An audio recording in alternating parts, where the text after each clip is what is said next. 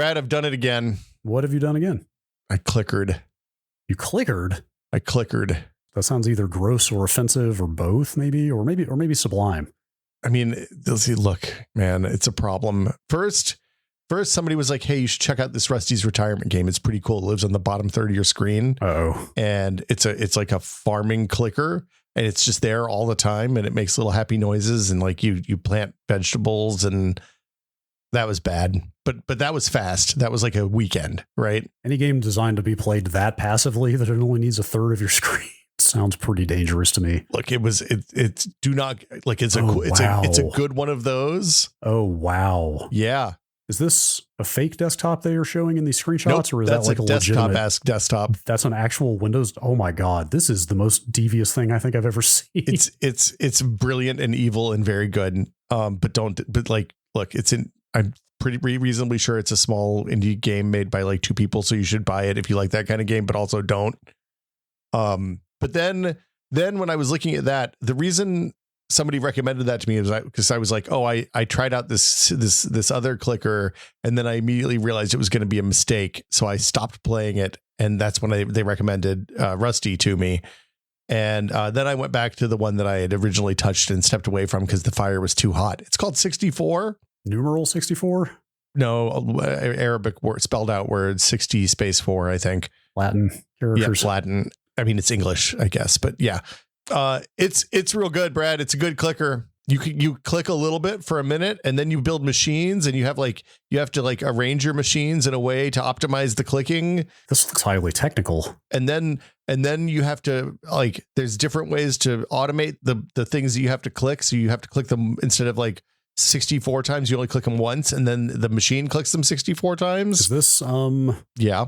Is this clicking with the aim of achieving like Kardashev scale level 2 type thing? Because that's kind of what this looks like. I'm going to tell you that the mysteries of the universe are unfolding all around us every day, Brad. What's the God? A, what is happening to my memory? B, what is the name of the paper clips? No, well, I guess that's kind of a colloquial name for it. It's named after a guy, though. The idea of self-perpetuating spacecraft, space probes. Von Neumann machines. Yeah, yes, von Neumann or von Neumann. This is not von Neumann machine-esque. Okay. This does not go there. This maybe, if anything, I would say it's this slight spoilers. It seems like maybe it's trending in the other direction. Okay, interesting. Dude, I had no idea that clickers were this common and this varied on Steam. This is dangerous. There's a lot of them. Adventure Capitalist and Adventure Communist kind of kicked off Steam clickers. Wait, what? I played a lot of Adventure Capitalist on PlayStation, as a matter of fact, because you could manipulate the system clock to do stupid things. Oh man. So I played a bunch of Adventure Capitalist on the PC because I just left it running in the background for days and days and days. Yeah, so you didn't have to do that when on a system where they didn't account for setting the clock ahead 50 years, for example. Oh, man. But also, I had no idea they had made Adventure Communist. That's hilarious.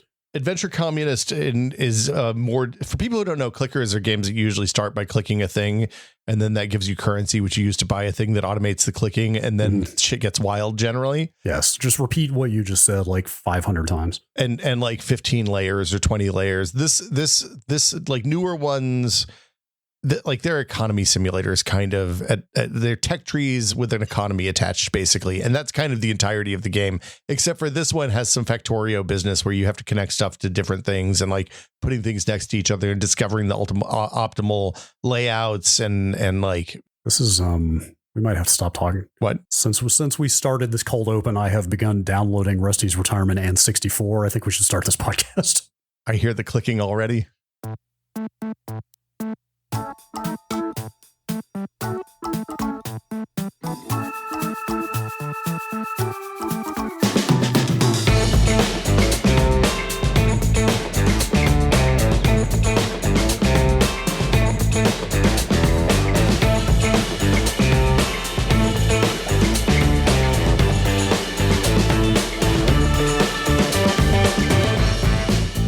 Welcome to Brad and Will Made a Tech Pod. I'm Will. I'm Brad. Click, click, click, click, click. Oh, no, you beat me to it. Hang on. My mouse is wireless, so it gets up there. Yeah, there you go. What do you got? You got the kale switches in there. You got a. Wait, did you replace the switches in your mouse? I replaced the switches in my old mouse. This mouse I have not had to replace the switches in yet. Also, I wonder if that clicking might just get gated out here. But anyway. Yeah, that's I'll save it from the gate when I run the gate. Great. But yeah, welcome everybody. Hi, I'm Will. We're doing a podcast today about, I guess this is like electric cars part 2. Really, I really wanted to do the Bob Barker thing when you said we're doing a podcast about a new car. Yeah. So it's been 3 years. I got at least a Bolt, actually, which is why it's been 3 years in April. No idea how it has been 3 years since we did that Bolt episode. That feels like last year. It was April of 2021. And it was the first time I had an electric car. We had been ICE cars, internal combustion engine car people for up until that point.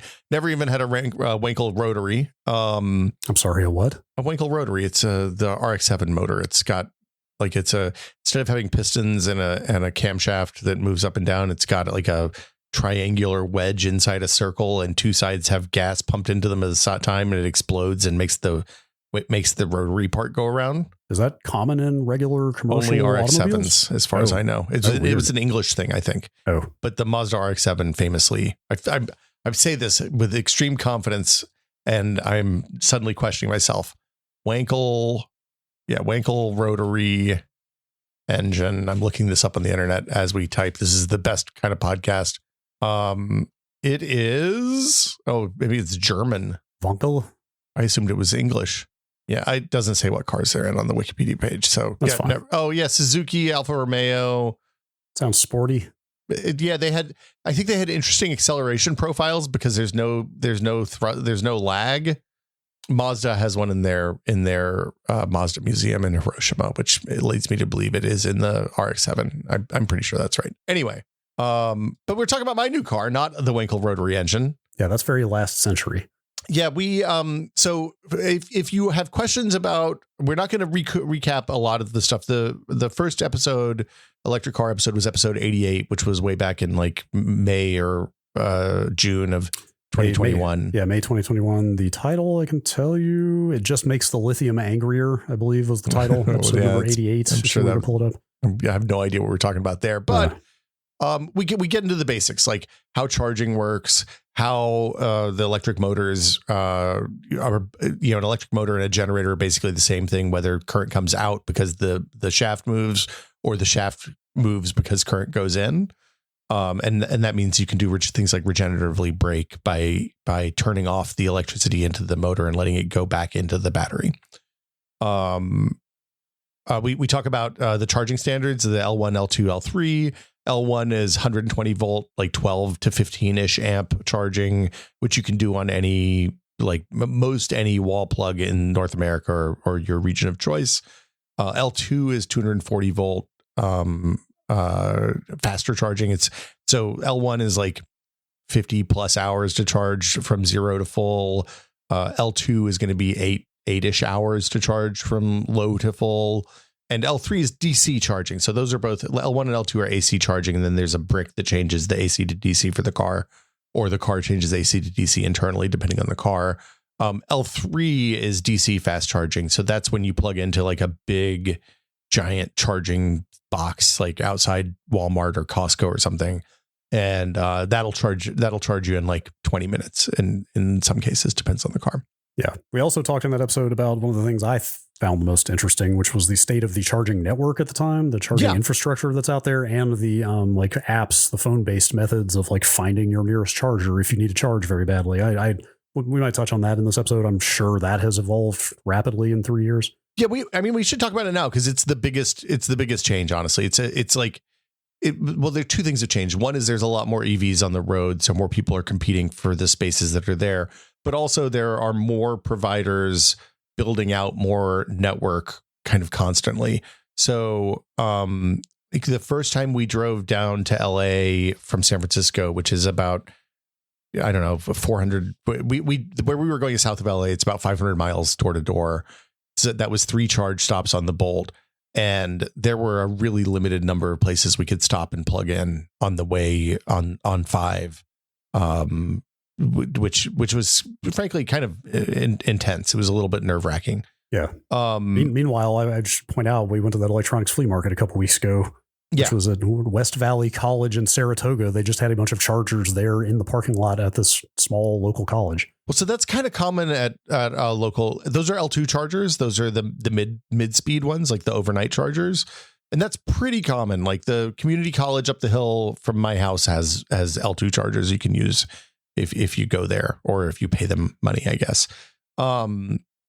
The DC chargers are, at the time that we recorded that first episode, were infrequent and kind of unreliable. Like the winter of 2021, we went to Tahoe, and the nearest DC charger to the place that we were staying didn't work at all. And when I called them, they were like, oh yeah, the temperature is too cold for it. And it wasn't cold. It was like 30, right? I mean, it's cold, but it's not cold for up there. And it's not like it was buried in snow or anything. It just was busted. Yeah. And crucially, it's not the same kind of cold you need to screw up a combustion engine trip, necessarily. Yeah. Like just in terms of like, a lot of people looking at switching to EVs are going to want to know how every single thing about the EV compares to what they're used to. Yeah. And so that's the kind of thing you have to take into account that you might not have to have before. Yeah. So in the time since then, it's gotten much better. Like the charger networks everywhere we've driven, which is basically like from Mendocino up north down to Palm Springs and a little bit south of there, it has been quite good. Tahoe, there's multiple new charging infrastructures. Even some of the old chargers that existed the first trip that we drove down to LA have been replaced now with like second or third gen versions of the respective companies' charging infrastructure. And they've started doing things like putting shade on the newer ones so that, the chargers aren't sitting in 120 degree sun in the California Central Valley in the summer and charging at a trickle speed as a result of overheating. Right. So that whole thing has gotten a lot better. Also, the other thing that's happened is most of the manufacturers are embracing the Tesla plug standard, which is called NACS. And newer cars, my car does not. My car still has the old CCS plug, the kind of I want to say classic. It's not the original. The original is Chademo, which Nissan uses. But yeah, the CCS is, you can get plugs for that everywhere. They're opening the Tesla infrastructure to cars kind of in waves, to different vendors in waves. So, and it seems like it's as I say this, and I'm being hesitant, not because the plan is unclear, but because Elon Musk is a little bit of a wild card. Mercurial. Yeah. And also apparently sacked most of the supercharger team recently. So who knows if this stuff will actually happen. Yeah. But then turned around and desperately tried to hire most of them back. Well, as fast as possible. It's the classic bad layoff sign is when you fire a bunch of people and then, have to hire them back because you realize that they were important. Mm-hmm. Anyway, the deal with the vendors is, I believe that when you start shipping cars that have NACS plugs on them, those cars have access to supercharger from day one. And then the back fleet, like my car, which has a CCS port, will get adapters shipped in the mail later. That's how it's working with Hyundai. I think that's how it worked with Ford as well. It makes sense. The upshot, though, is that it just like there's a lot more places to plug in now than there were 3 years ago. Even like the classic example is that from Grapevine, from where you go up Grapevine on 5, which is this big, long uphill climb, that if you don't have enough battery to get up when you start, you have a real problem because there's no chargers for about 60 miles after that. Now there's 4 chargers along that route at the top of the hill before you come down into Santa Clarita, which is like the entry to LA, basically. Yeah. Real quick, same question about both the Tesla charger, the NACS plug, and also their like charging stations. Is there an inherent benefit to those? Are they like better in some fashion than other competing standards, or is it just on the plug side? Is it just everybody needs to standardize on one plug, and for the chargers, is it just that there are more of them out there? So as with many things in the Tesla ecosystem, when they launched, they were really, really good. And now everybody else has caught up and in some cases exceeded. So I think the Tesla chargers cap out at 500 volts, whereas the EVgo and the Electrify Americas will go up to 800 for the cars that it's a handful of cars, like the newer Hyundais, I think there's a Cadillac and maybe a Porsche that will do 800 volt charging. Basically, they're, for all intents and purposes, everything's pretty equivalent. When we have access to the superchargers, I'm probably going to go with the Electrify Americas just because we're an 800 volt car and it'll be faster. But in a pinch, everything works. Okay, so it's mainly a matter of just expanding the amount of capacity out there or the number of locations. Yeah, in like 4 years ago, it was a different story because Tesla was charging faster than most everybody else in the market. And they've lost, as with most things, they've lost that lead now because they're not. So they're maybe not running a responsible business. Maybe the person who's in charge is paying attention to other shit instead of the cars. Anyway, so we ended up leasing another EV. My feeling is still that while this one is closer to what we definitely want for a longer term car, we're still seeing enough advancements in a 3-year period that I'm comfortable paying a little bit of a premium to not be stuck with this car for 6 years. And I'm sure it's easier with lower ongoing costs, right? Like that softens the blow of the lease, the overhead on the lease a little bit when you're not kind of maintenance and presumably fuel, quote unquote, are not as much. Yeah, the cost on fuel is really low. The maintenance is basically nothing. We have to rotate the tires. Like while we have this car, we'll rotate the tires like 3 or 4 times, I think. And yeah, it's like there's no oil changes, there's no brake fluid, there's no brakes for all intents and purposes because we use regenerative braking, and like the maintenance stuff that you normally have to do with a gas car just doesn't exist with electrics, which is quite nice. I think I put washer fluid in the Bolt one time. That's pretty low overhead. It's pretty straightforward. So we got a 2024 limited Ioniq 5, which is their kind of crossover. It's not really an SUV, but it's kind of like a tall station wagon. Is that the term, crossover? Is that just like you see sometimes on like Twitter, you'll see some like car guys will post a very sneering kind of meme, that basically just shows like 20 different cars from 20 different makers that are all basically the same car. Like it's just kind of lamenting the death of different body styles. Everybody just makes the same fucking car now. Is that what it is? The crossover? Yeah, the crossover is, it's like a tall station wagon, basically, is how I would put it. Probably it's or a kind of a squashed sport utility a little bit. Maybe, but I mean, I guess you can get this in all-wheel drive, which makes it puts it in sport utility territory, but it doesn't feel like it has the ground clearance to like. I wouldn't go mudding in this thing, even if I had bought the all-wheel drive version. So we got the limited rear-wheel drive extended range just because for us the range is really key. I like to not have to stop a whole lot when we're doing longer trips, and more range is fewer stops. It's about 315 miles is I think what the EPA says, which is based on a combination of city and highway driving. The way they calculate range for EVs is really weird and complicated. The upshot is if you drive 60 miles an hour, you'll get close to that on the highway, but more generally speaking, you'll get more range where you're regenerating more. So stopping and going, if you drive 75 miles an hour the whole time, you're not going to ever see 300 miles. Right. That's another one of those things you just kind of have to recalibrate your expectations, because that's kind of the opposite of combustion cars, right? Generally you get better on the highway and worse in town. Well, you get better on the highway, but there's a wall above 55 miles an hour where air resistance starts impacting your mileage a lot. This is why the feds changed the speed limit to 55 in the 70s during the gas crunch. Interesting. So you do need to recalibrate your expectations about sometimes going faster is actually slower because it means you're going to have to stop and charge more. So, for example, driving to LA, you can go down 5, which is in the Central Valley. In the summertime, it's 120 degrees. If you're not going 70 miles an hour, you're going to get run over on that highway. You can alternately go down 101, which goes down the coast. It's 40 degrees cooler, 50 degrees cooler, maybe. It's a little bit longer. You end up coming through the downtown part of LA, which adds some time because of traffic. But if you took the LA traffic out of it, it would be way faster to drive an extra 100 miles because you're not going as fast and you're charging less frequently. So you have fewer charge stops, generally speaking. So anyway, it's a different, like I said on the Bolt episode, driving electrics feel like a different kind of car. There's no transmission, right? It's a 1-speed transmission, right? So you're using the same gears whether you're going 75 miles an hour or 2 miles an hour, and that feels weird when you're used to having like shift lag when you're shifting an automatic or manual transmission.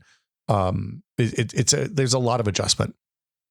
So the one we got the limited because we wanted the glass roof and the rear AC and the in-board charger and all that stuff. I think the SEL is their kind of sweet spot package for if you're looking for deals. They're selling a kind of ridiculous number of these cars, and even though they're not manufactured in the US, Hyundai is eating the $7,500 tax credit that you get if you get a car that's primarily made in the US. At least until their Georgia plant comes online, at which point they'll stop shipping cars across from Korea and start making them in Georgia. Yeah. Do you know is this the most popular EV in the country at the moment? It has been selling. I saw an article yesterday, a headline yesterday, and I couldn't find the article again. I think that's what it said, was that this was the most popular EV for the last like 3 months in terms of sales. They're doing good deals. It's a pretty good price. I think the base is like $53,000 before you get all the incentive stuff. And it's a really nice car. Like it's a much nicer car than you're going to get at 53 at that price. Even when we jacked up to the fancy version, it's still way cheaper than a comparable Ford or like Chevrolet doesn't really have anything in this space. The EV Blazer is a kind of POS. This is the one that's reviewing best of the this year's models, is kind of the thing for a family friendly car. Yeah. Anecdotally, I also get the sense that people who have these are very into them. There's a devoted following. Yeah. The Ioniq subreddit is crazy active and full of like, it's maybe the most computer Reddit subreddit of all of them I've ever seen. Cause it's like this morning, somebody posted a picture of a tire and they were like, hey, is this normal? Should I be worried about this? Should I try to get the warranty hit on this tire? And they were like, yeah, like first 5 people were like, no, you're being crazy. Just don't worry about it. And then the other guy was like, okay, that's kind of a big divot. You should like put some soap bubbles around it, see if it's leaking. And if it's not leaking, then, take something like a small screwdriver and wedge it apart to see if you can see belts or anything. If you can see belts, you need to replace the tire. So it's like, okay, this is computer people. I understand these people. A lot of people who spend most of the time behind their desk, suddenly on the road a lot more. Yeah. So the last thing is the extended range. They have 2 batteries for this year. They're changing them a little bit next year. But it's a 58 kilowatt hour or a 72.2 kilowatt hour battery. We got the 72.2 because that's what the extended range version is. And if you choose, you can get that big battery with the all-wheel drive, but that knocks a little bit of range off because there's extra weight for the front motors. Yeah, and I went over the notes from the previous episode. Weight is super duper important in EVs in a way it's not with combustion. Yeah, and the neat thing about the what Hyundai's done is they're building a kind of core chassis. It's the same thing that Tesla did, where the Model 3 and the Model Y and the Model X and the Model S share the same frame and battery structure and motor placement, and then they just change the body on top. The Hyundai is doing that for the Ioniq 5 and 6, and I think some of the Kias as well. I can't remember, or the Kona rather. Not the Kia, the Kona. The apologies. So yeah, so the like things that I like. We've had it for a couple months now. We've gone some. We drove 100 miles the day that you and I drove down to the flea market. We drove out to the valley for a weekend once. We drove up to go camping with it. It's a neat car. It's much nicer in a lot of ways than the Bolt, but kind of the thing that I liked about the Bolt is it was pretty stripped down and bare bones and simple. And this is definitely not that. Like you get that impression the second you get in it and see that heads up display in the dash.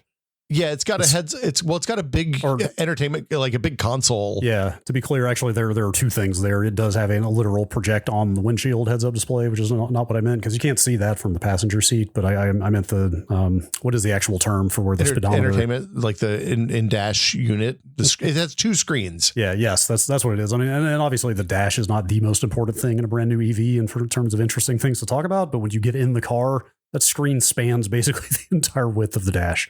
Yeah, but it's also not a big it's not a big tall one like Tesla tends to do. So No. Tesla puts it looks like just a 24-inch monitor on the center of their dashboard. This one has two kind of half height screens. They're like 21:9 aspect ratio or something.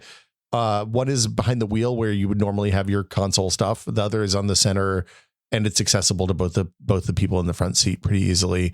The one in the center is where all like the entertainment and all the touchscreen stuff happens. The one behind the steering wheel, I don't think is a touchscreen. I haven't tried to touch it when I think about it, but that seems a little fraught. It would be weird if that was a touchscreen to me. Yeah, I pulled up some pictures. I need to correct myself. It is not even remotely the width of the whole dash. It's just how it is in my in my mind. It has inflated to that size because it's so striking. Yeah, I think it would block your airbag if it was in the front there.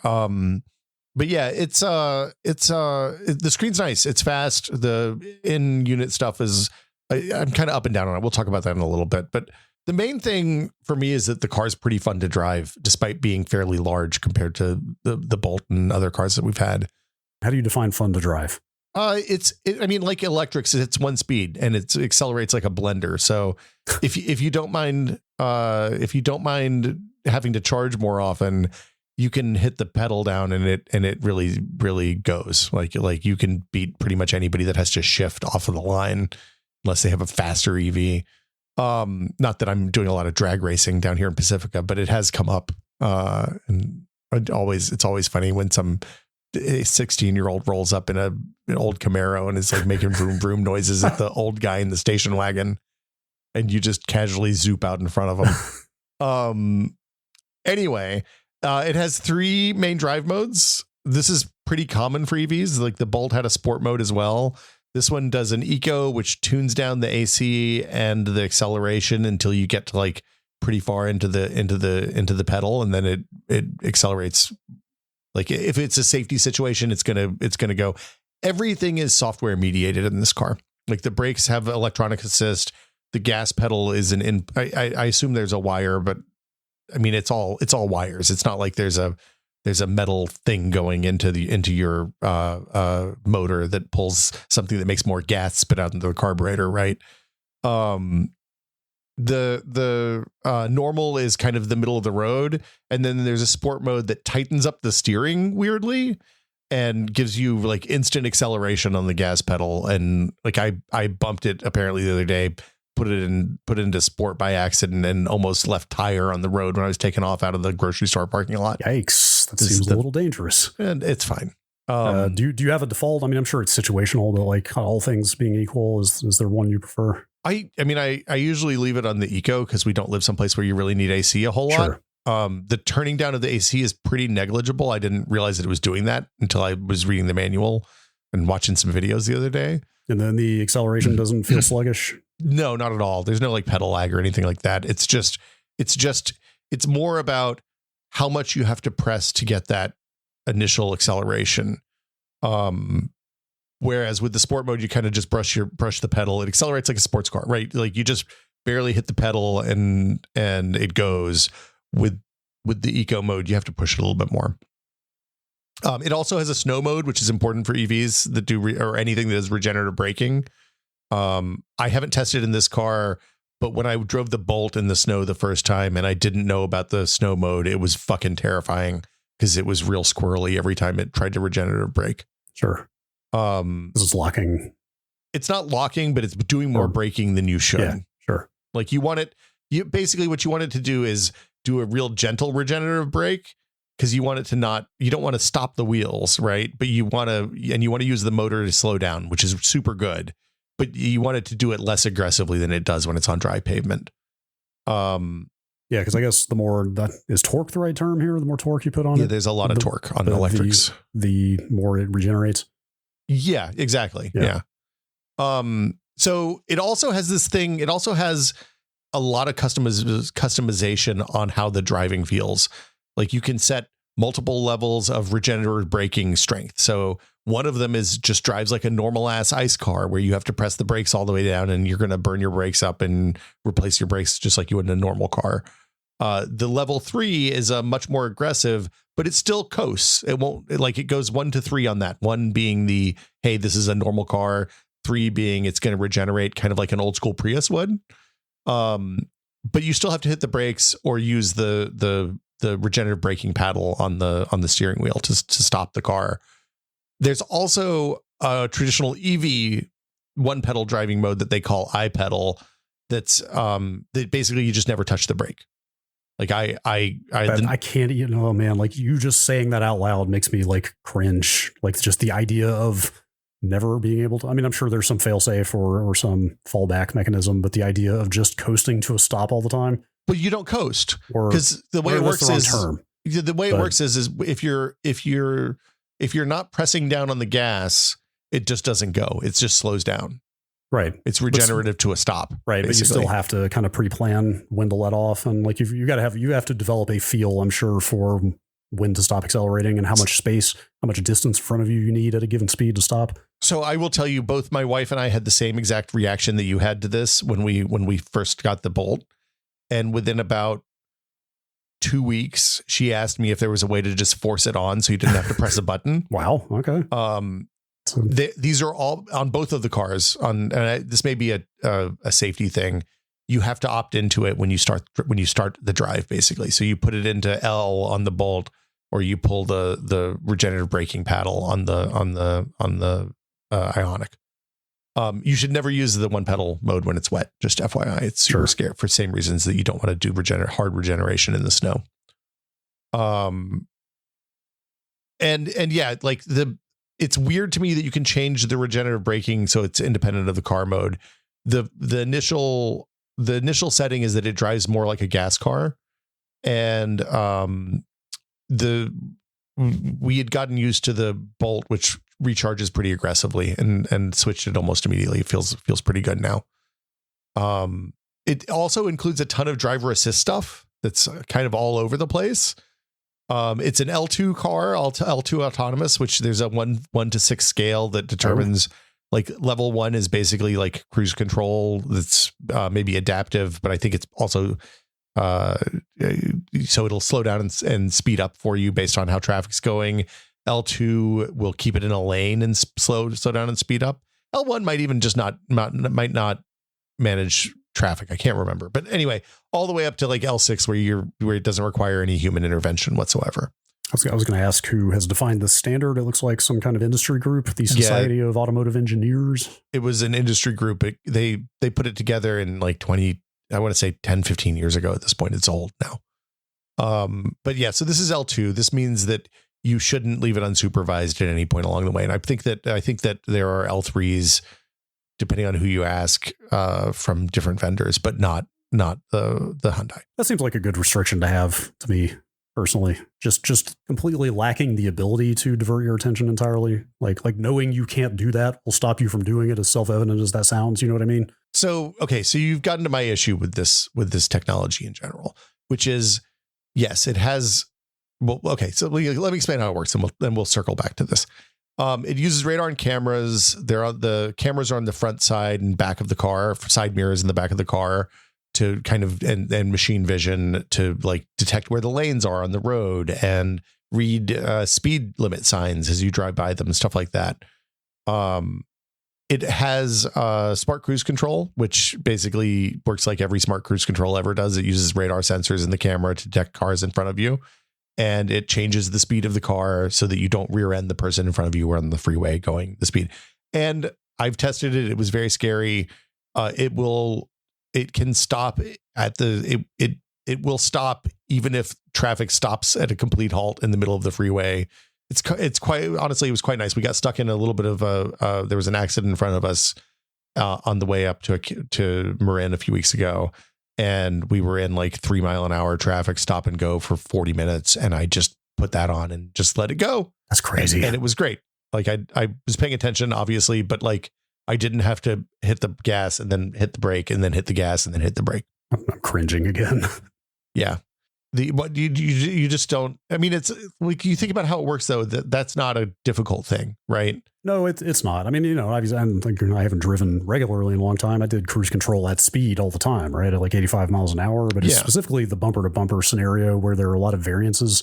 Like locking at a speed is one thing, like relying on it to adapt constantly is another. I'm sure it works just fine, but Well, I mean, so one of the things that's nice is when you're using this on the screen, the driver dash, it actually shows you a representation of what the car sees. So you know if it's seeing stuff or if it's missing things, and it That's sees helpful. the cars in front of you and on either side. It doesn't show you what's behind you, really. But you know, like if you can predict, it gives you information to predict if it's having problems. Okay, that's the kind of thing that somebody like me might need to feel encouraged that it's doing the right thing. Yeah, I think in that case it's fine. I tend to I use it when it's either light traffic or when it's like stop and go. I don't use it when it's heavy traffic and not going. Although it also has driver assist stuff to let you know that you're about to rear end somebody and theoretically slam on the brakes.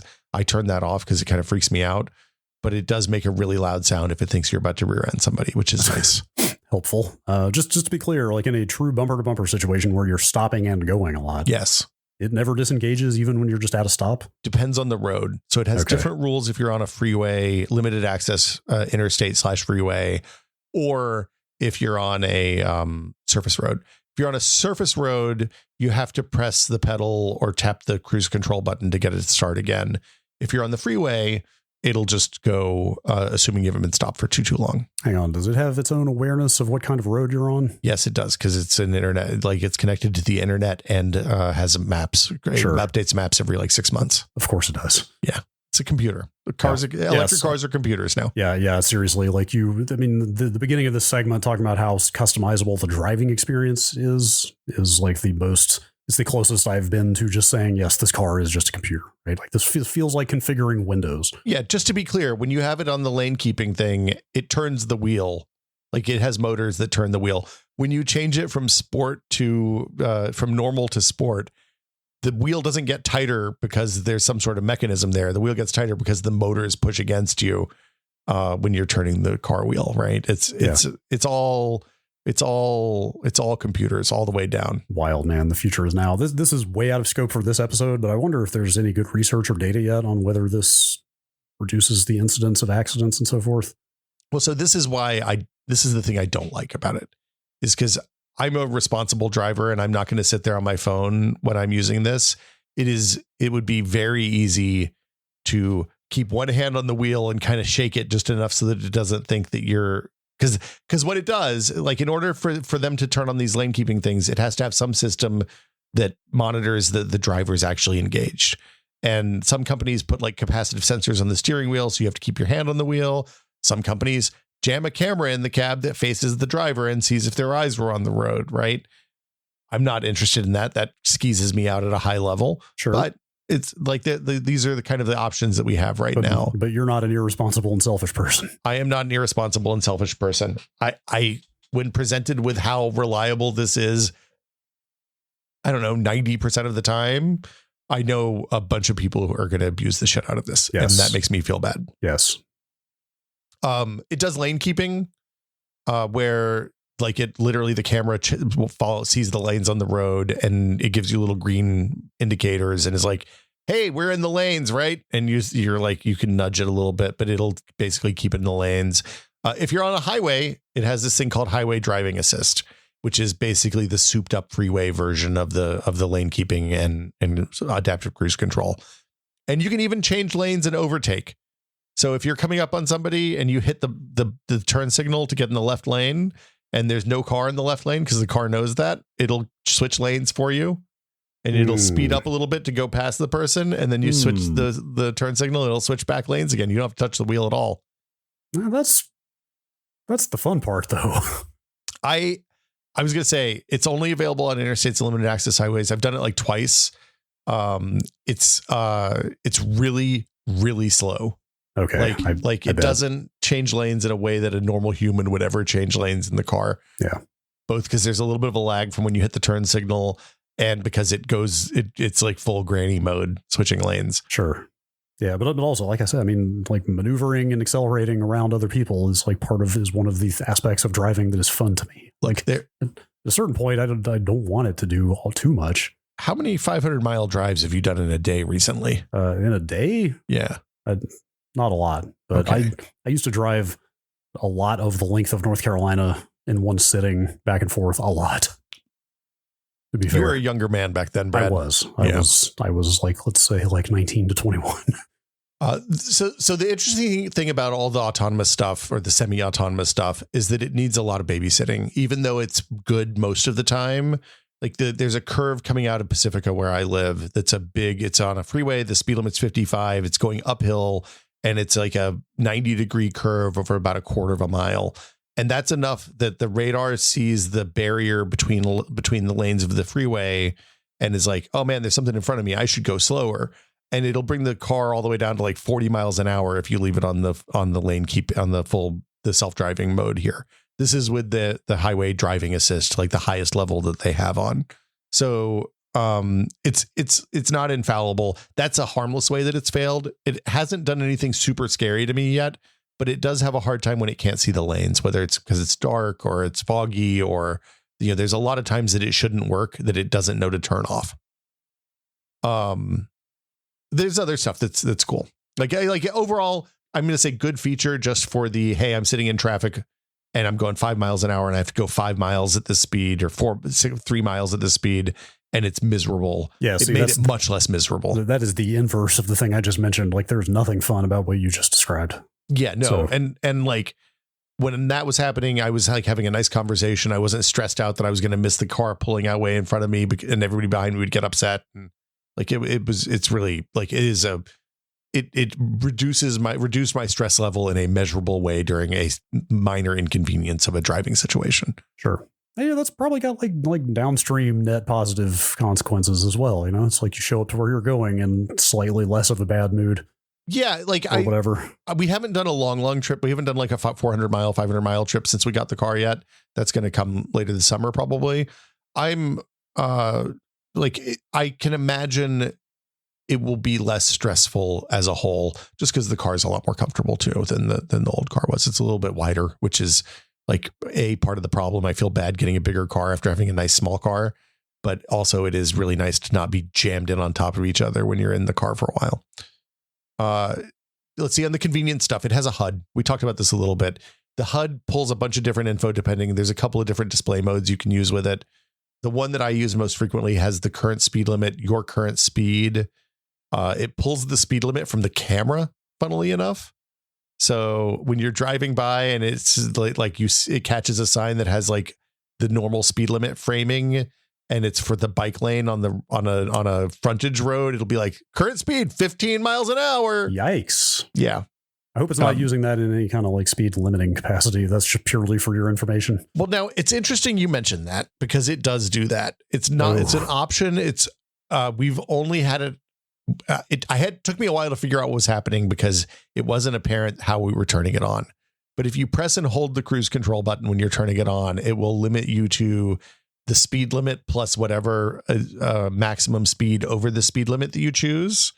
And I'm going to go and tell you, feature I'm never going to use because it picks up like weird signals from other roads and adjacent roads and like if you pass a construction car that has 15 mile an hour speed limit sign on the back and it looks like a road sign, it's going to jam the brakes on, which That's was no good. Not good. Yeah. I would like, man, I don't know. I would maybe trust a feature like that if it was like using, I don't know, like Department of Transportation provided metadata about speed limits. But then again, that might not even be up to date. I will tell you the map data is always reliable and accurate, except for construction zones.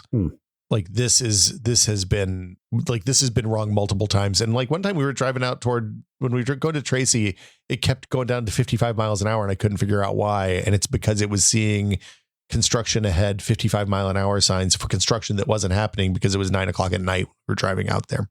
Oh, great. Yeah. The HUD, the thing that I love that the HUD does. So the HUD is fantastic. I basically never look at the driver's side screen when I'm driving. It's very rare. Yeah, that seems like a positive. So it's eyes on the road. It pops up. It has little indicators at the lower left and lower right side of the HUD that just put a red, like a 3. It almost looks like a Wi-Fi symbol, but like 3 larger concentric arcs that are red and blinky and have an exclamation point when there's somebody in your blind spot. And they're basically just always there. So you can look, without having to take your eye off the road, you see, oh, hey, there's somebody in my blind spot. And then when you get ready to turn, you hit the signal, you check, it puts a camera view off of the rear view mirrors, the side rear view mirror of the appropriate side on the driver's side display. And then you check the corner of your eye, because I don't trust the machine.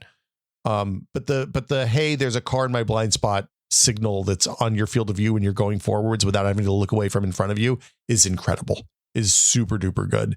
And that uses, again, the combination of the radar and the camera on the side.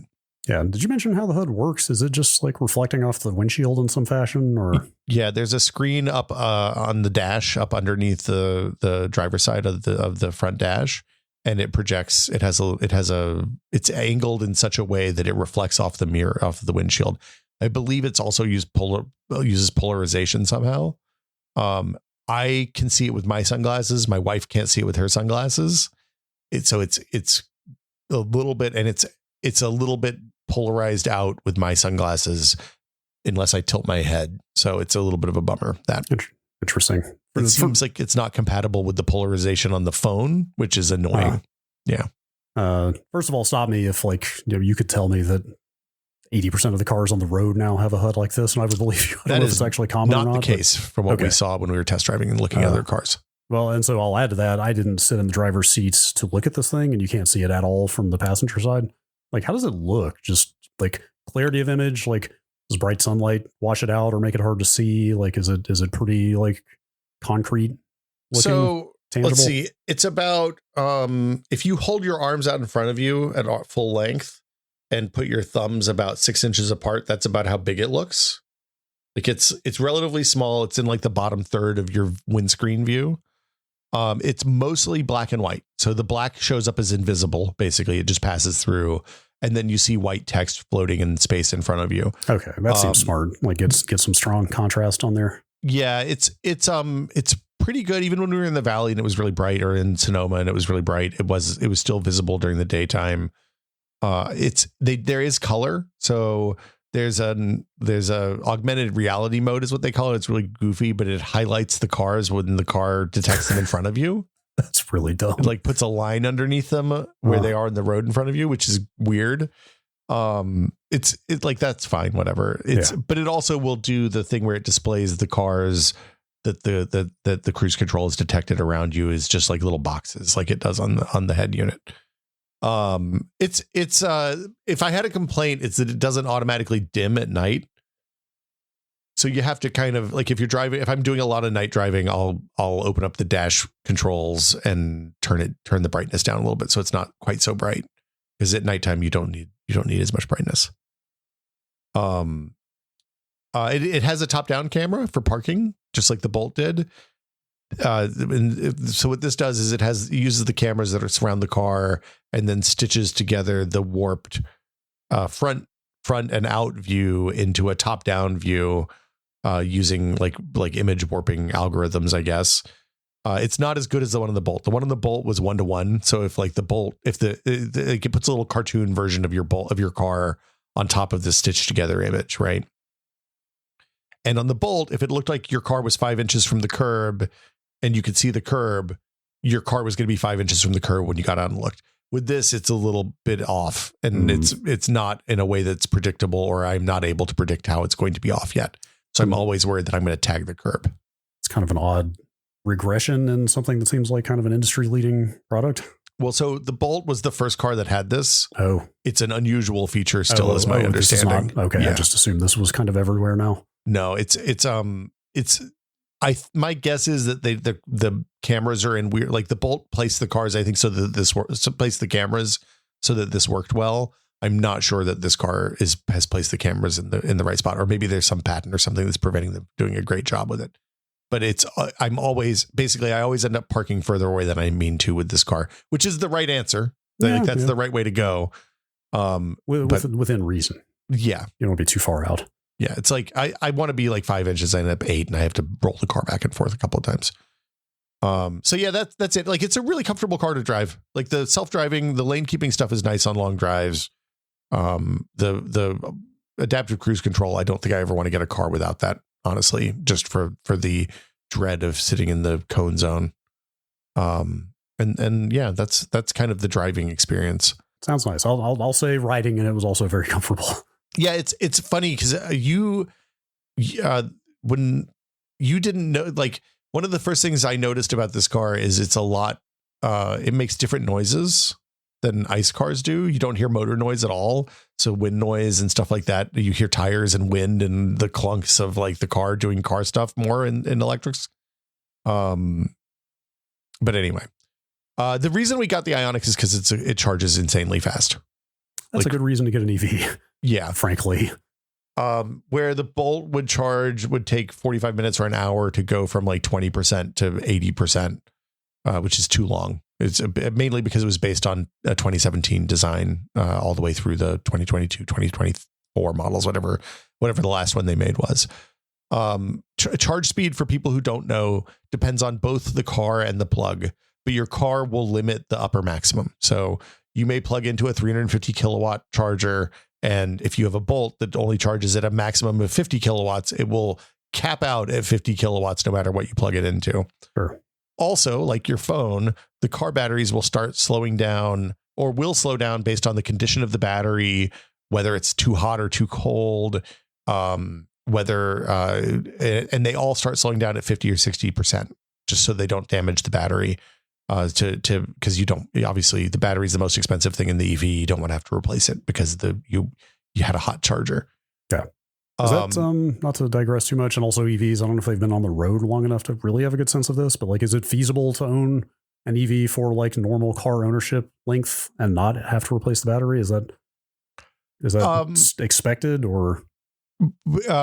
It's hard to say. Theoretically, they should last a really long time if you take care of them and don't, like, the more you DC fast charge, the less long they're going to last, right? Like that puts a stress on the battery. But, you know, like a phone, if you don't charge above 80%, you're going to put less wear on you're chemically challenging the battery less, is my understanding. There are Teslas that have been on the road for a long time now. And, but also in that same period of time, we've gotten much better at making EV batteries. So I don't know what the current expectation is. It seems like, I mean, Hyundai has a 100,000 mile warranty or something. I don't know how the battery covers that, because I didn't really care that much about it since we're leasing instead of buying. It's a good question though. Right? And I think, I mean, if I was buying this car, I would probably baby the battery more than I am as a lessee. Although I'd say there's a better than even chance we end up buying this one out at the end of the lease. Assuming it's not a terrible deal. The Bolt, we got too good a deal on, and the buyout was $7,000 more than the car was worth. Anyways, yeah. So this is an 800 volt architecture car. Is that new? That is a relatively new thing. There's only a handful of cars that are in this area. There's a Cadillac, there's a couple of Porsches, and then the Hyundai, the newer Hyundai stuff is as well. I probably forgot somebody, but I apologize. Basically, if you plug into 800 volt architecture, which is newer, Electrify America, EVgo, and some other DC fast chargers, it's going to go up to like 235 kilowatts to charge the battery, which means it can go from basically nothing to 80% in about 20 minutes, 18 minutes. That is fast. Yeah. That's crazy. But you said that is stressing the battery more to do that, right? So it depends. It's not something you want to do all the time if you don't have to. Yeah. It's like, I mean, if you live in the city and you don't have access to a charger and there's an Electrify America around the corner from your house, go nuts, right? You live your life. Sure. But yeah, like my preference would be to do most of my charging on the slower AC charge. If I was planning on keeping the car for a long time.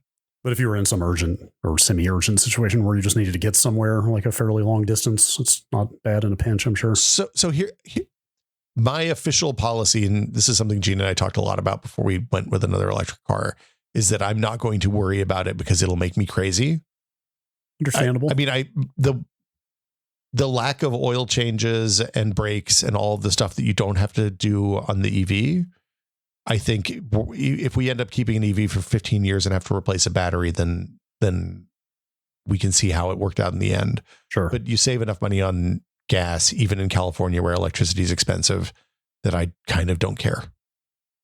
Fair enough. So yeah, basically I've done a bunch of DC fast charging with this, partly because we've done some trips, but partly because when you lease the car, buy the car, you get a few years of free Electrify America from Hyundai right now. They have a deal, which is a pretty good, if you have chargers near you, it's pretty nice. The nearest one for us is at the Sloat. It's about 10 miles away, which it turns out to be not too far if you want to get free electricity. Yeah, man, that's a hell of an incentive to effectively, I know there are some stipulations here that you'll get into, but to effectively get free gas, more or less, with your new car for 2 years is kind of insane. Yeah, there's a charger by the PC World office. So on Thursday, like the last day of the week that I'm going to be there, I just swing by there and top off because it costs nothing and it takes 5 minutes. That's wild. So they optimize. I've done 18% to 80% in about 20 minutes before. That was before I knew that I had to, in order to get that full speed, especially if it's cold or hot, you have to precondition the battery. And the only way you can tell it you're going to charge is by using the nav to go to a DC fast charge location. The in-dash nav, not Waze, not Google Maps, not the thing on your phone, but the one that Hyundai provides with the car. That was fine. It, like I said, 20 minutes, it seems to optimize against 20 minutes. So if you come in with 60%, it's going to take 20 minutes. If you come in with 5%, it's going to take 20 minutes. Interesting. Which I assume is to maximize battery life. Sure. I've gone from 80 to 100 once just to see how long it would take and to see what it was going to cost. And because I was about to do some real driving, it took about another 20 minutes to go from 80 to 100, which makes sense. It costs $4.50 at Electrify America.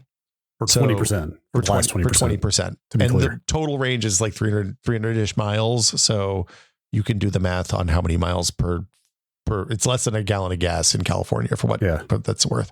Is that a linear? I mean, can you just literally multiply that by 5 to get the total battery charge rate, or there's probably more factors there than that? No. Yeah. So as always, the answer is it's complicated. Some people charge based on time. Some people charge on kilowatts delivered. Oh, I figured it would all just be energy usage. So generally speaking, I don't do plugs that are time unless I absolutely can avoid it.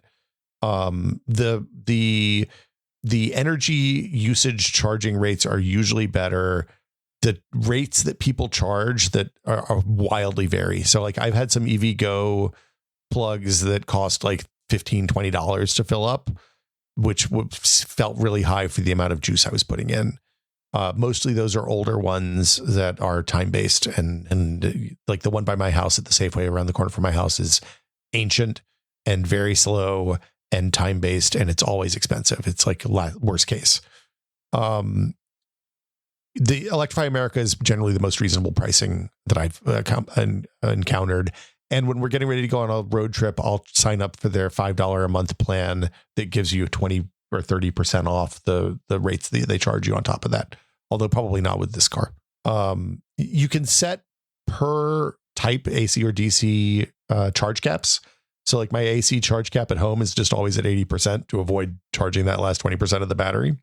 You can do them separate for AC and DC, and you can change it when you're on the fly, which is nice because some cars you can't do that. And you can also set your mid-peak, off-peak, and peak energy cost times, which is important. Like in California, for example, here we pay more for electricity from 3 p.m. to 10 p.m.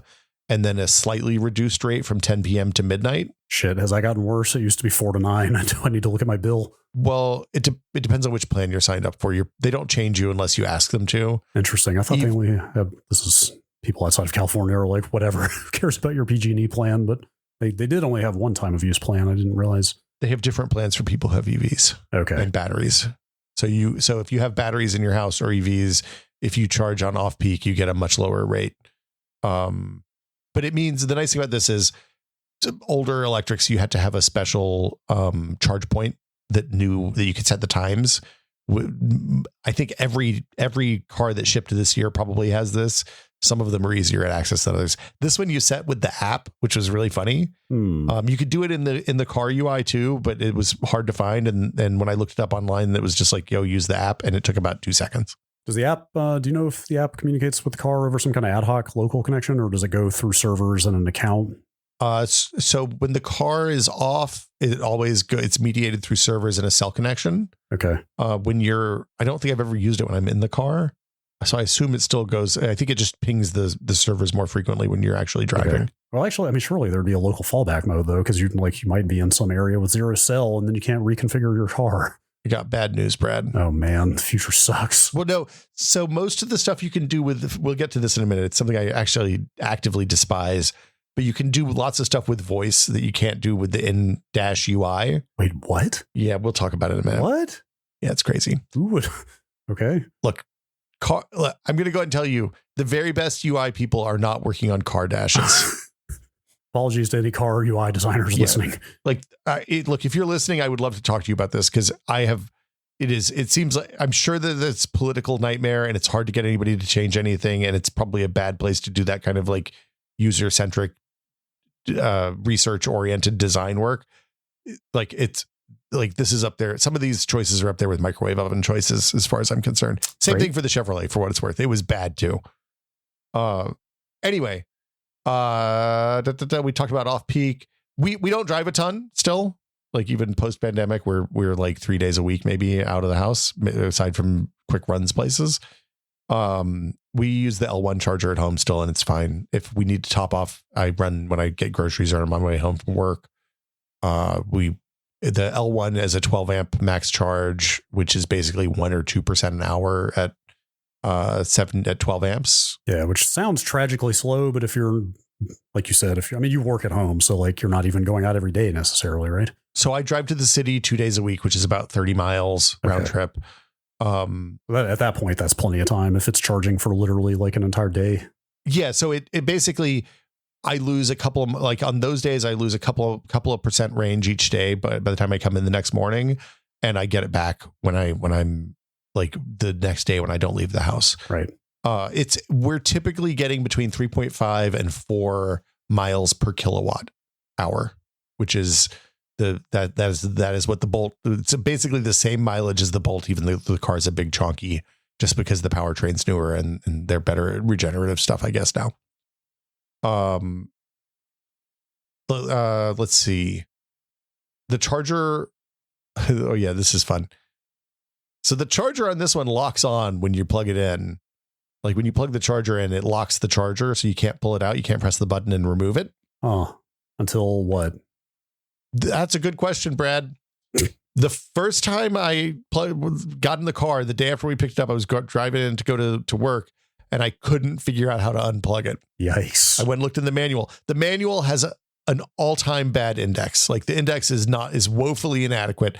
I ended up having to search on the internet, and then I called the dealer because I couldn't find the answer on the internet. And by this time I feel like an idiot. So I called the dealer and I just said, "Hey, please don't give me any guff. I just got this Ioniq 5. I can't figure out how to unplug the damn thing, and I'm late for work." And they were like, "Oh, laugh. You just unlock all the car doors. You have to unlock."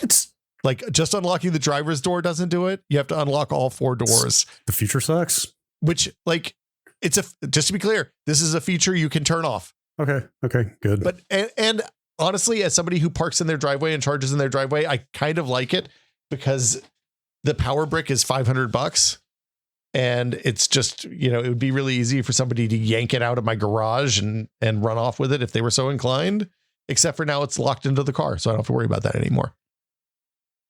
But weird, just that everything you just like. I'm just sitting here like eyes glazing over it, trying to like comprehend everything you just said. Well, including somebody stealing your car's power brick. I mean, people steal catalytic converters all the time, right? Yeah, fair. So, but here's the goofy thing: when I walk up to the car, it unlocks the doors. Like they have the presence sensors on the side doors, on the driver door, on the passenger door. And when you walk near it, it just is like, man, you have a key. I'm going to unlock the door just in case. When you walk up to the back door, it opens the back door if you stand there for like 3 seconds, right? Hey. Why did they not put one of those sensors on the charge door? When you stand next to the charge door, I'm standing right there. Like, hey man, just open. And I have to take out the key fob and hit the button. Anyway, there's also a button on the key fob, full disclosure.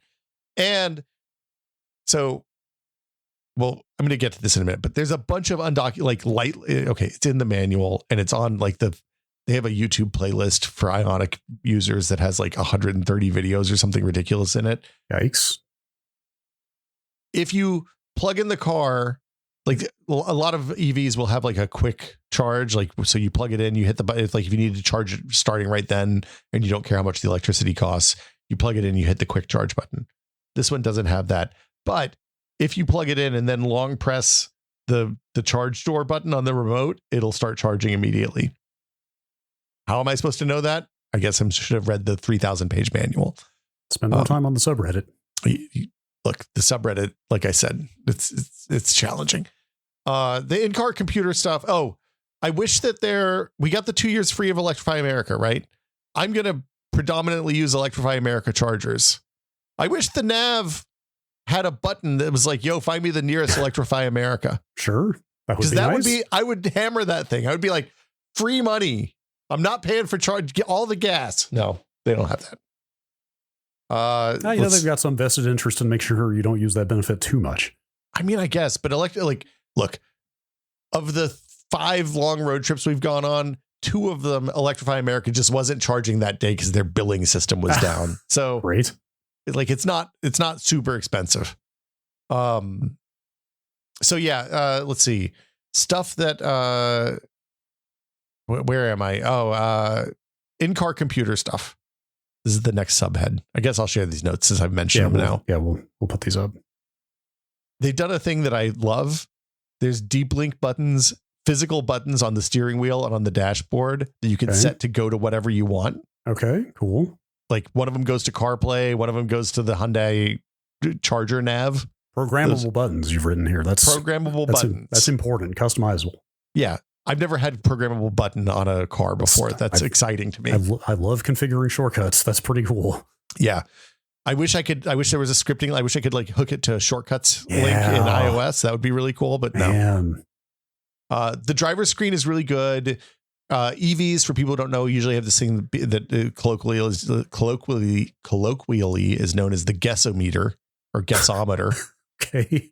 It tells you how far you can go on the charge you have based on how you drive. Which obviously is enormously fuzzy because it doesn't know what you're going to encounter on whatever trip you might be taking. Yeah. So the Chevrolet one, I think, on the one on the Bolt is the thought leader in this space. It both there were a couple things it lacked, but the main thing was it told you how you were doing right now, what your maximum and minimums were, and like whether you were trending up or down, as well as how you were doing in that instant. But all important stuff. Yeah. Real quick digression here. Just thinking about the amount of computation involved in just this one example. Yeah. I don't know if this is considered like trade secret stuff, like car companies wouldn't want to share stuff like this. I'm sure somebody could do a teardown if they really wanted to know. I would love to know just like, what is the total amount? What is the sum amount of compute in a given car these days? And broken down by like actual microprocessors. You know, I would love to know like, okay, there are 8 different ARM chips in this thing or something like, you know what I mean? Something that's along probably those lines. Super tractable information. You think so? Like what's the bill? What is the bill of materials on the compute in a given modern car? Like what types of, I know, NVIDIA is big in the car space, for example. Yeah. Like I wonder how many NVIDIA chips are in there? XYZ. Well, for me, I think the question is like, what's the year that my car has more compute than the entire world had? At a given is it like point. 1985? Right. Oh, right? You mean the car you have right now? Yeah, yes. The car, like my car has more compute than the planet Earth in what year? Sure. It's a fun thought exercise. Yeah. The thing that made me think of that is like, or maybe a better question. This is just calculus, though. It's not super complicated. No, it's not. It's not. And that's actually what made me wonder, though, is there kind of one main CPU in a given car, or are they using like a lot of smaller coprocessors and ASICs and stuff like that? Like it's not like there's a Core i7 at the heart of the car or something, I'm sure. No, it's probably some weird MIPS processor in the engines and stuff. Right. It's probably a bunch of smaller stuff, if I had to guess. Yeah. Or some smaller stuff. I don't know. I think that I want to say the head unit had Linux GPL language in the buried screens. I would believe that. Anyway, so the guessometer is pretty good. This one gives you how you're doing in the instant and how you're doing for this drive since last charge and total estimated range, and how you're doing for this drive. It actually gives you numbers. So it shows you like oh, right now you're trending towards 0 miles per kilowatt hour, or here you're going 7 miles per kilowatt hour. You're going downhill. But it gives you a like where your average is for since you started the drive. And you can actually pop up screens that give you since last charge or lifetime as well, which is quite nice. Like I said, we're usually seeing 3.5 to 4, depending on how we're driving, how many people are in the car. It's pretty good. I still think the Bolt's better, but maybe just what I'm used to. This stereo has this really trippy quiet mode thing that I would have loved to have when the kiddo was a baby, where you hit a button on the dash and it moves all of the speakers and like noise cancels and white noises, something in the back seat. So it gets real quiet in the back seat. Oh, that's cool. Yeah. And you can still listen to music in the front seat or podcast or whatever you're listening to. Do you think it's just playing the inverse in the back?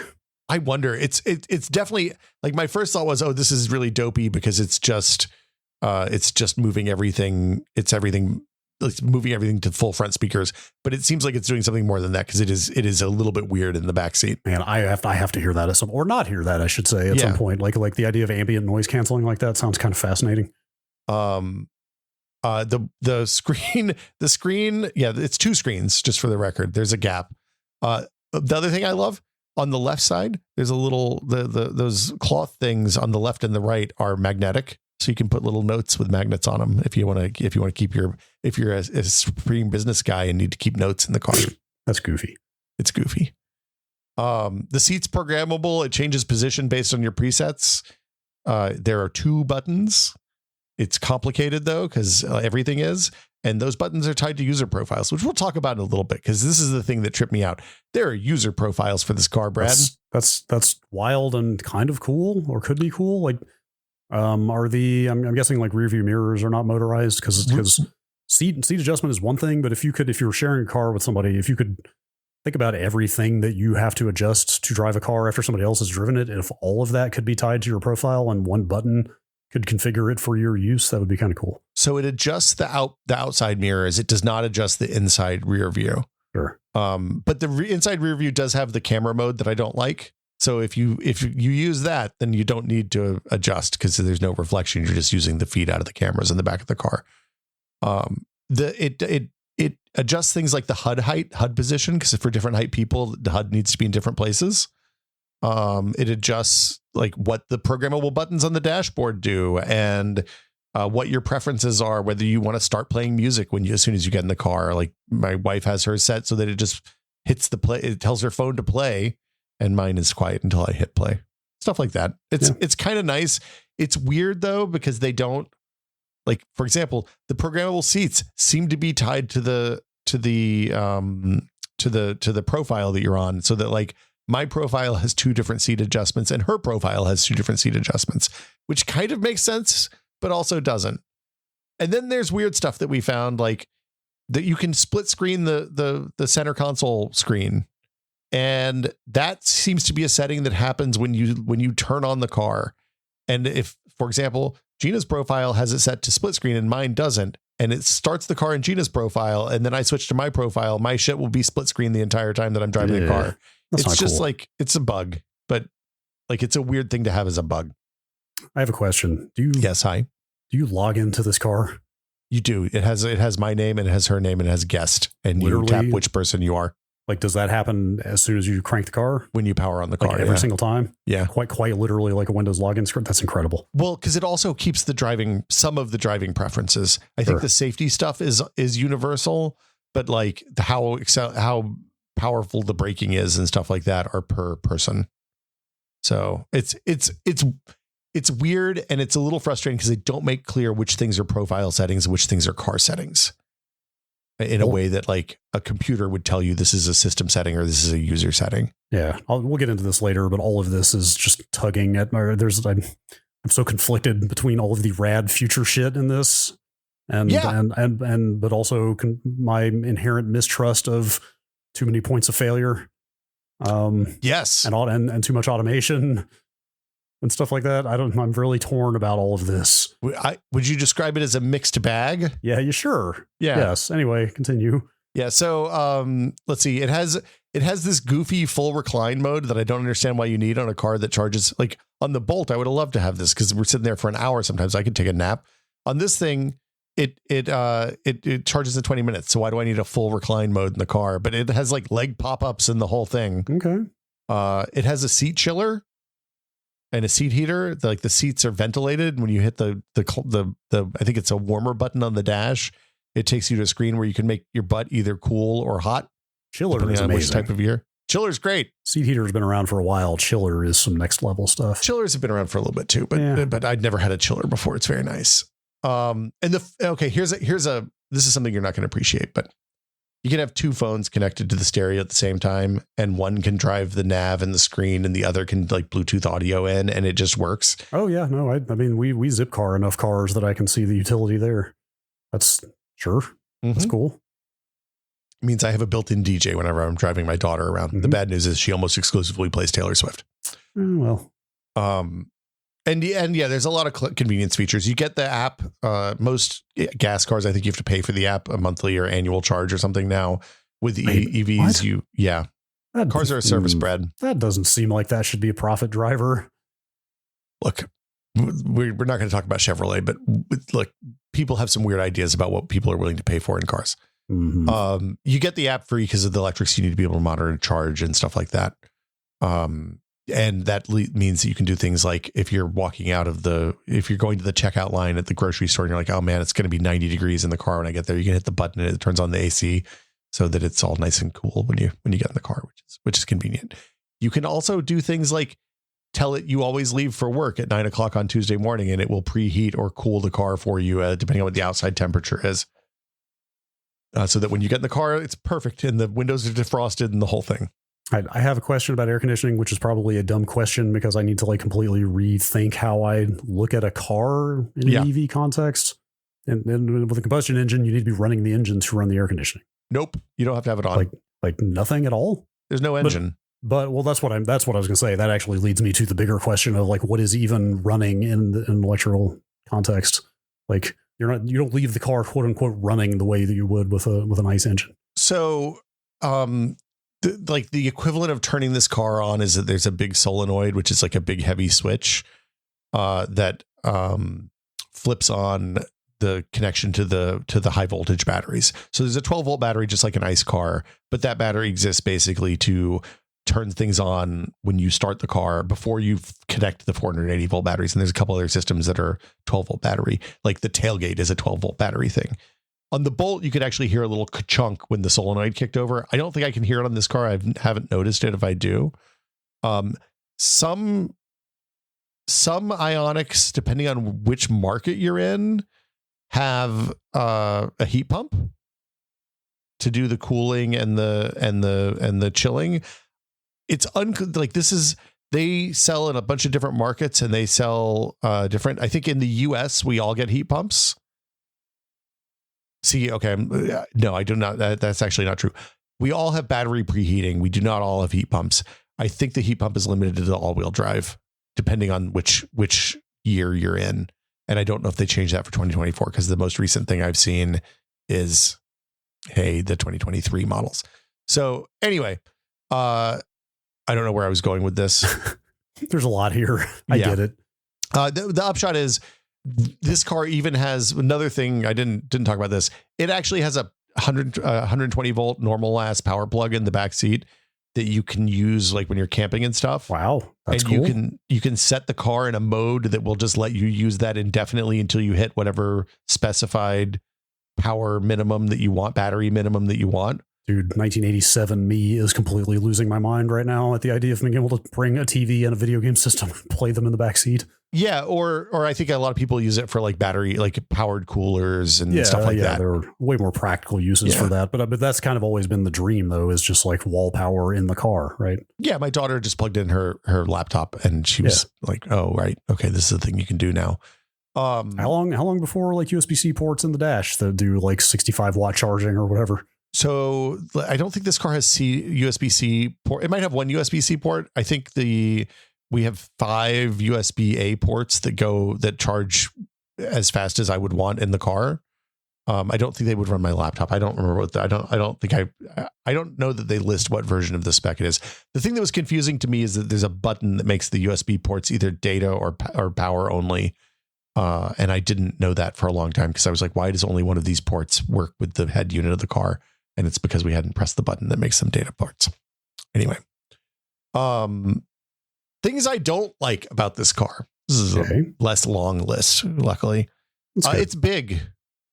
It's a big car. I got used to the Bolt, which basically, like, if there's a parking space in San Francisco, the Bolt will fit in it. It was very easy to park because the wheels are all the way at the front and all the way at the back of that car.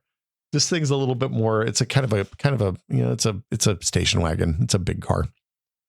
The window needs a rear windshield wiper to the point that they've actually added one to the 2025 models. People complained enough. Interesting. It's got a spoiler above the window, and the angle on the window is such that it doesn't catch very much wind. So when it gets wet, you just can't see out the back at all. It's annoying. That's problematic. It's not great. I ended up Rain-Xing the back windshield so that the water would just kind of roll off.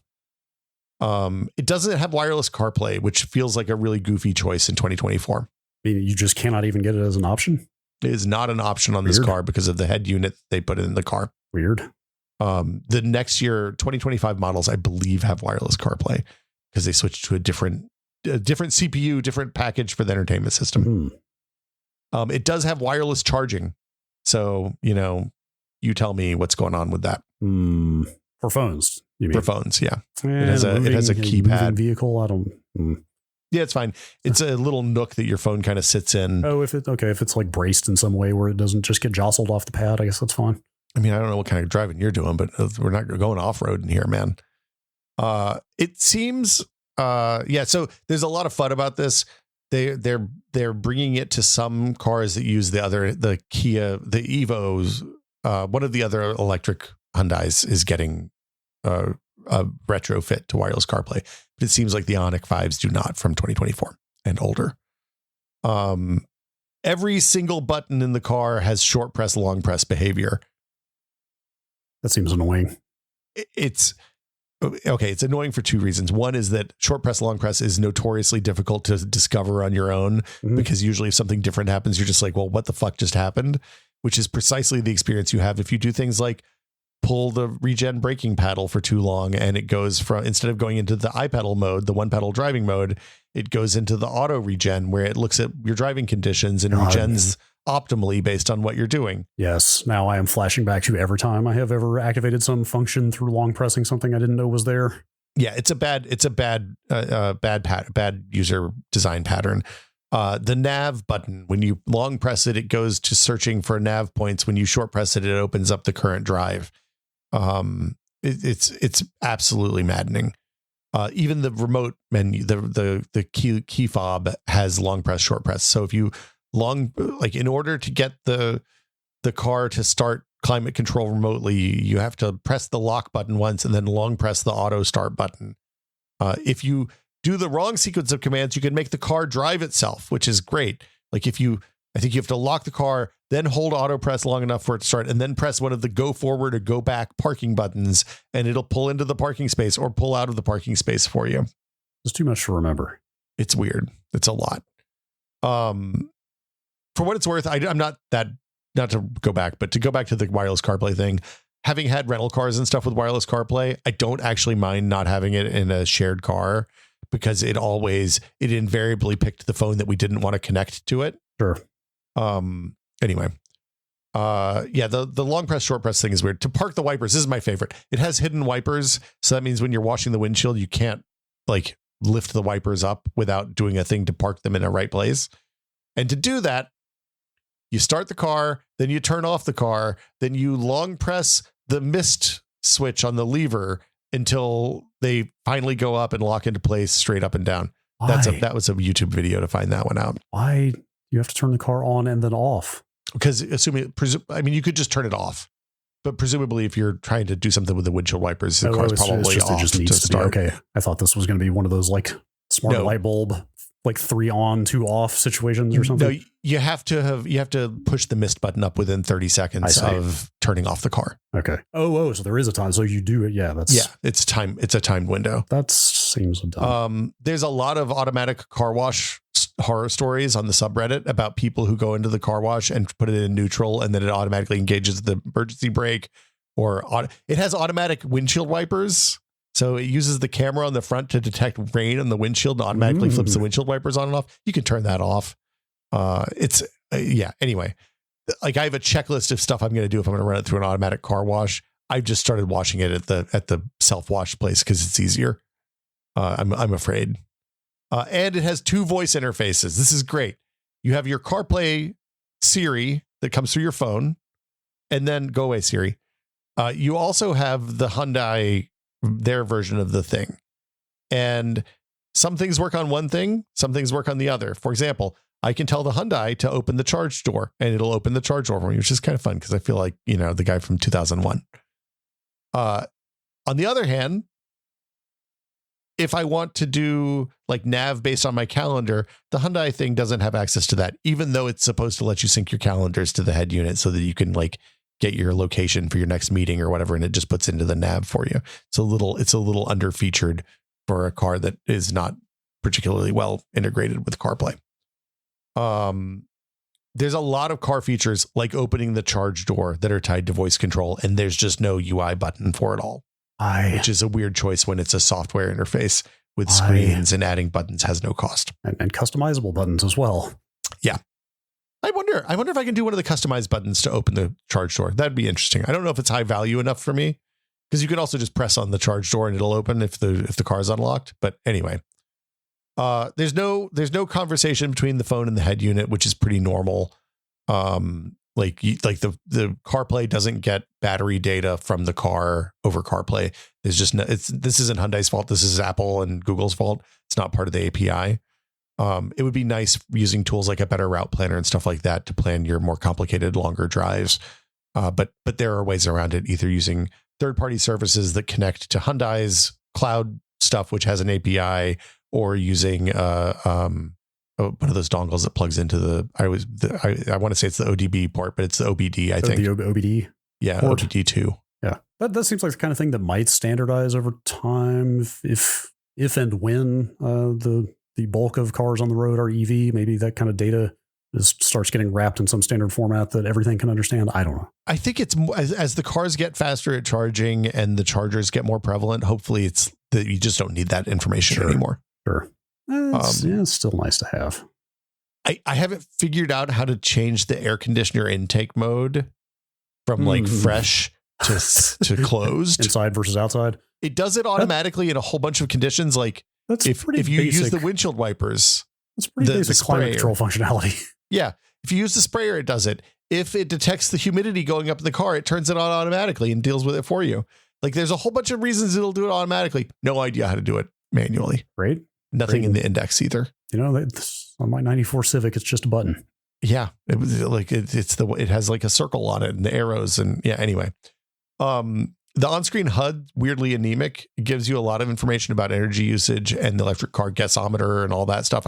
Which I like, but it doesn't have an option to show you what song is currently playing in a way that without using the center console, which like every other car I've driven in the last 15 years has had.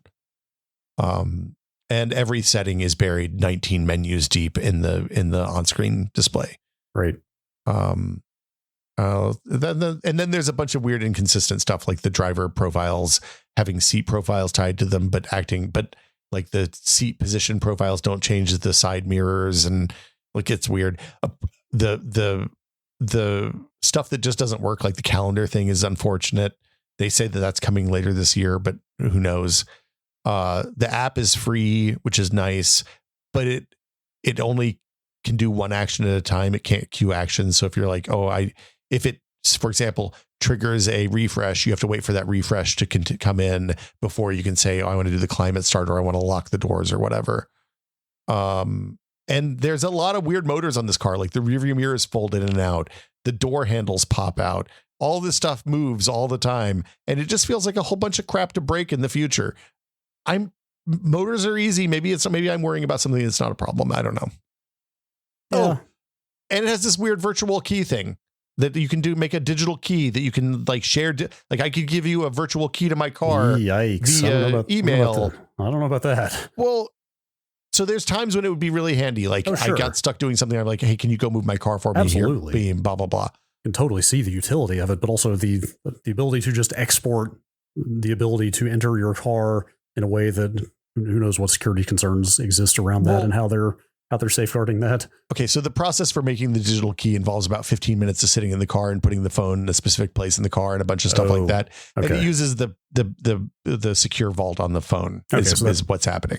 Oh, so you need the you need the target phone there? You need to make the first virtual key, you need the target phone in your car. Okay, after that you can send the key virtually via email or like using their app is actually what happens. Can you like set an expiration on the key, for example?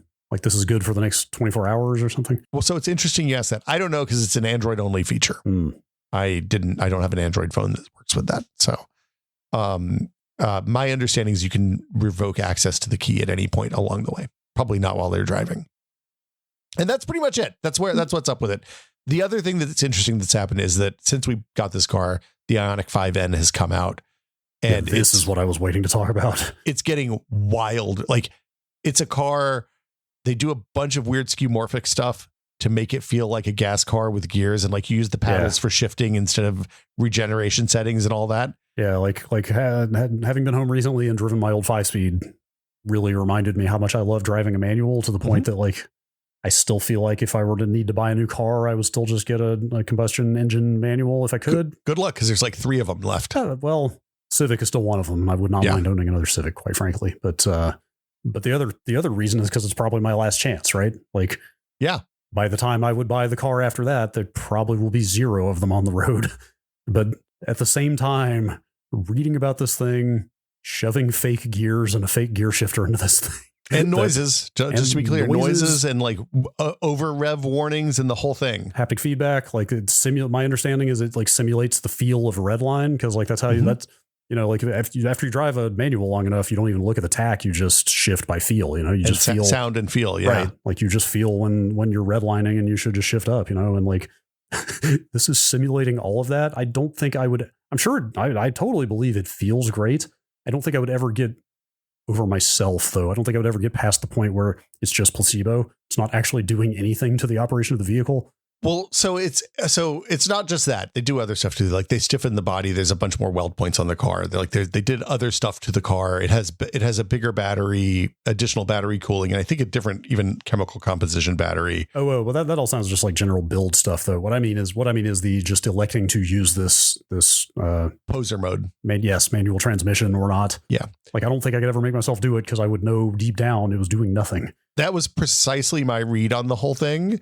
And then the reviews for it started coming out, and people were like, man, this is like an all-time value track car. Yeah. I pulled out the first, I don't think I still have the write-up in front. No, I do. It's on InsideEVs.com.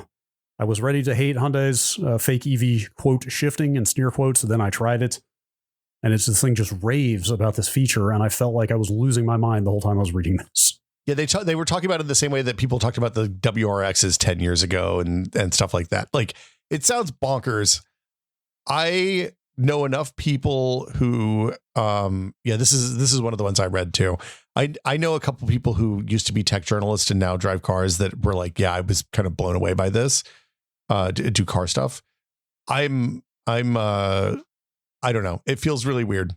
It feels like putting notepad lines on your phone note apps in 2010, right? Like, it feels at least those have some kind of like practical alignment purpose. This is like purely to make you feel good, which, I mean, but the lines on the phone screen didn't, because the text went down. It's not like you were drawing with your finger. It was just typed text. Yeah, sure.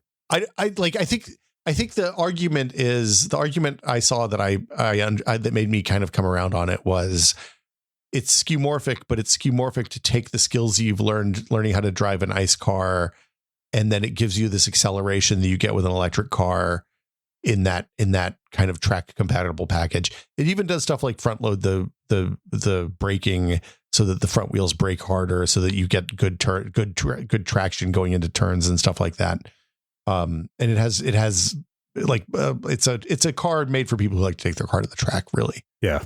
Yeah, that's the context in which this article is written, which also the idea of this like crossover looking almost sport utility thing at the track is maybe a little weird, but well, there's a history. I mean, yeah, like it's the Subaru and all that stuff. There's a history of those. Yes. Yeah, I mean, this is not a full on one of those anyway. I wrote, it also has bigger motors and, like I said, a bigger battery. The 2025s have a, I think, an 84 kilowatt hour option now. So I almost feel like I wish they would compromise the base experience. What do you mean? So that I would at least know that, and I'm not saying that to penalize people who don't use the manual feature. I'm saying I need to know that the car is actually, I need to know that I am mechanically benefiting in some way from operating the car in this fashion. Oh, yeah. What's the point of doing it? Well, I mean, so the thing about it, I mean, I guess that's true. But the thing about it is, it's like it's an electric car, so it's going to out accelerate almost every gas car you can buy. Sure. Right. Your 0 to 50 is going to be nuts if the tires can handle the amount of torque that you put down. And like it's all electrics are like that. Like the Bolt accelerates like crazy. The Bolt's only one motor. It's 2-wheel drive, so it's a little different situation. But like it's ridiculous acceleration out of even shitty EVs compared to your gas cars. Oh yeah, I believe it. Anyway, I'm curious. I'm at some point when they have them. The last time I went by the dealership, they had them. They're selling them, but they're not staying long enough to have one that they do test drives with. I want to go on a test drive. I'm curious. Not so curious I'm ever going to buy one of these because like I'm an eco diehard, so sure. Doesn't make sense. But I thought it was cool and weird. Anyway, so that's it. That's the car. If you have questions, send us questions. We'll talk about it at the end of the month on the Q&A episode if folks want. And I'm sure this will be a hot topic on the Discord as well. Yeah, the email address is techpod@content.town, or there'll be a folder thanks to ThreadSlapper in the Discord forum as soon as the episode's out, pretty much. But as always, we reach the part of the show where we do the important work. Mm-hmm. Thank you to everyone who makes the show possible. But that's right. Very special thank you to our patrons. Brad and Will Made a Tech Pod is a listener-supported show. That means if you want to support the show, if you want the show to exist, you can give us money. You can give us $5 and get access to the fabulous Tech Pod Discord. You can get access to the monthly patron exclusive episode. We talk about like ongoing projects, stuff that's maybe too small for a full episode. Maybe some stuff that we might talk about in more depth in a future episode. I think we teased this episode in the patron episode last month or the month before. I think that's right. It seems like. But yeah, we appreciate the support. The address for that is patreon.com/techpod. Again, it's patreon.com/techpod. And for $5, like I said, you get access to the Discord. It's full of wonderful nerds. There was a really lovely conversation in there that I made a note to remember to talk about on this episode. And I can't remember I can't find the note now, which I guess I need to do an episode about note taking. I mean, keeping track of things in Discord is a whole topic unto itself. Yeah, but like some days you wake up and you're like, oh man, this is the most wholesome. Oh, people were talking about books they liked. And it was like, what were the books that made you realize that there were other people like you when you were a kid? Maybe That's this was nice. Yeah. Anyway, it was good. So yeah, you can again go to patreon.com/techpod. We had a bunch of new faces last week, so we must have done something right on that episode. Yeah. But we appreciate everybody, but we especially our executive producer tier patrons, including Andrew Slosky, Paddle Creek Games, makers of Fractured Veil, Jordan Lippett, Bunny Fiend, Joel Krauska, Twinkle Twinkie, David Allen, James Kamek, and Pantheon, makers of the HS3 high-speed 3D printer. Thank you all so much. We appreciate you. Yes, we do. And Brad, I guess that'll do it for us this week. Mm-hmm. True. Time to get out of the podcast minds, back in the regular minds. That's right. I'm going to Los Angeles in like 36 hours. Is this? Oh no, you've been to North Carolina a few times, but I was going to say, is this the first plane ride? But it's not. First LA trip in 5 years though. I mean, it's funny. There was a period of time in like when we started doing this podcast where I was going to LA sometimes twice a month. Yeah. And I miss the food. I ate a lot of good food. The real good izakaya that I used to go to that was cheap and good, and they had good beer, and it was real smoky, but not cigarette smoky, like the wood smoke from the fire that they cooked the food on. That sounds exciting. And they had $5 hand rolls, which was exciting too. Man. Yeah. I'm going to be entirely in the downtown area. This is well, it's not all the way in the downtown area, but it's like concentrated around. I'm just going to throw out names like Figueroa and Pico and Wilshire. Oh yeah. To tell you anything. You know, that storefront loft where you recorded the Giant Bomb stuff the last time I was there was a really expensive looking store. This is so weird, dude. That is the third time someone has independently mentioned that location to me today.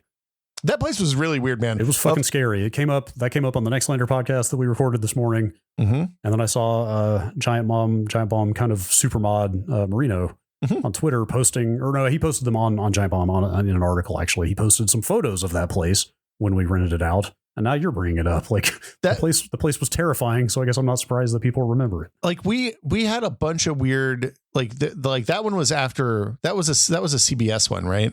God, that might've been the first CBS. I don't know. I don't think we would have paid for that at Whiskey, because you were recording out of an Airbnb at Whiskey, or some house that was like we were recording out of some USC student house that they were subletting for they were Airbnb basic before Airbnb. They were giving it to us for 5 nights or whatever. Yeah. That place had bars on the windows and probably the third grossest couch I've ever slept on. Yep. I think we heard helicopter. Oh, that's right. Didn't you guys you came down for one, you guys always covered E3 for like one day, right? Yeah. We came down for one. I want to say I had gone to a friend's wedding in Phoenix, and it was like easier for me to just fly straight.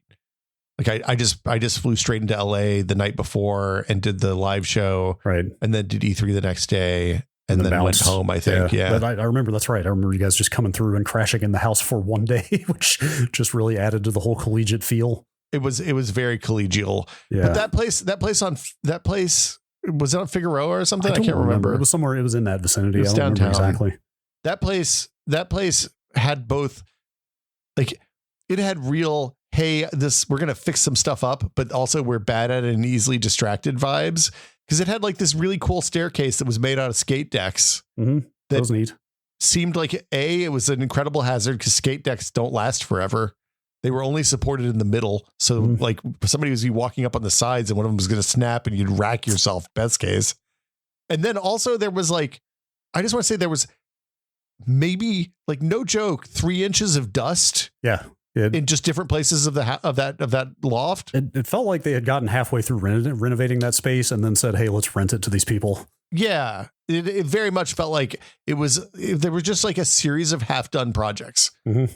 And also there were rooms that you just couldn't access unless you like shimmied across a 2x6 and over the set, if I remember right. Yeah. Also, as I was reminded today on the Next Lander podcast, I think when Ryan got down there first, he was the guy who found it and set the whole thing up. And when he got down there was still a guy sleeping in it.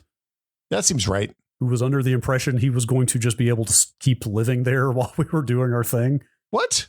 Which Ryan was like, no. No, dude. I mean, that would have added a real vibe to the show, though, if some guy just like walked through the set to go to the fridge. Hey, that's Fred. He lives here. Yeah, it's some real genius vibes. But yeah, that was a good house. Those were the days. Yeah. It's gonna be a lot more buttoned up this weekend, I think. A lot more professional. I like a profesh show. That's less fun though. But anyway, support us on Patreon. We appreciate everybody who does. And if you can't support us on Patreon, leave a review. That's always nice too. Mm-hmm. E3 memories, more E3 memories next week. I can't wait to hear what video game Keeley Fest is like in the modern E3. age. Yeah, E3 as some people are fond of referring. Is that the official nomenclature? Not official. Okay. Summer Game Fest. I'm not expecting a ton. Like, he himself has been out there very pointedly saying, like, hey, don't expect a lot of new announcements. Seems like a soft year. It's a quiet year. Yeah. Seems like a soft year. I mean, it's that part of the cycle. And also the games industry's laid off like 70% of people, or some huge number of people. Sure has. Anyway, we'll see you all next week. Thanks for listening. Have a lovely week. Bye.